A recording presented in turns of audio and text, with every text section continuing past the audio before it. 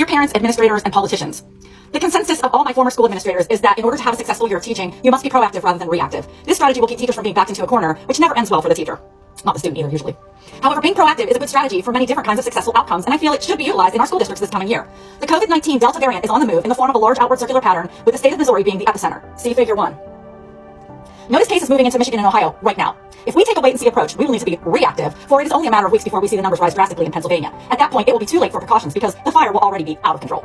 What being proactive means to me, as far as school districts are concerned, must include mandatory masking this school year. I also feel that districts should utilize outdoor seating for lunch when the weather permits. I've heard about other districts that have done this. They used COVID money to purchase beach towels and picnic tables for students to use for outdoor eating. However, you could ask students to bring a beach towel or a small blanket if they prefer their own.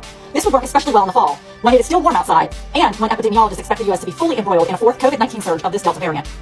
We must keep in mind that half of a school district's children are not currently eligible for the vaccine, since the vaccine companies are still testing the vaccine on children under 11. The companies have been hopeful that they would be ready to file for emergency use in September, but delays have caused that date to be pushed back. It could be as late as October or even November at this point. Children in Missouri are beginning to succumb to COVID-19 in numbers not seen previously, through no fault of their own. Just this past week, a 5-year-old died in Georgia, in a region where political figures have downplayed the vaccine and have refused to wear masks. It is up to the adults around children to keep the children safe, but we have seen adults being willfully irresponsible and untruthful when they stopped masking with the vaccinated, even though they are unvaccinated themselves. We only have about 60% of our population fully vaccinated in the county of Allegheny. This is not enough to reach herd immunity. In fact, it's not even close, meaning that the Delta variant will infect not only the unvaccinated, but also those of us that have been vaccinated. As of July 22nd, there is no state that isn't showing a rise in cases. In fact, there is no state under a 5% increase other than Colorado for the last 14-day data period. This is alarming, to say the least. But one tool that we have at our disposal is that the vaccine is available to all students over 12 years of age. Dr. Rachel Walensky, the CDC director, said this week, vaccination is the most important tool we have. We should be requiring this free vaccine for all students and staff. This is not something that's unprecedented. We already require students and staff to be fully inoculated for other very transmissible diseases, such as the measles. People will continue to be mask and vaccine hesitant if there is nothing to hold them accountable. We must motivate people by pushing the science behind these tools and eradicating misinformation.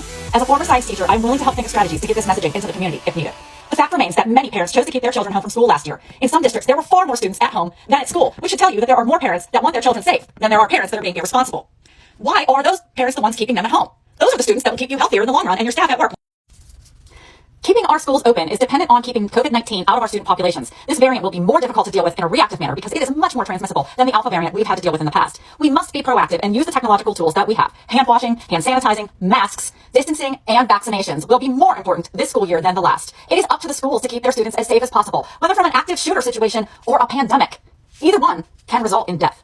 One parent is quoted as saying, "Even if you don't want to do it for you, do it for your kid."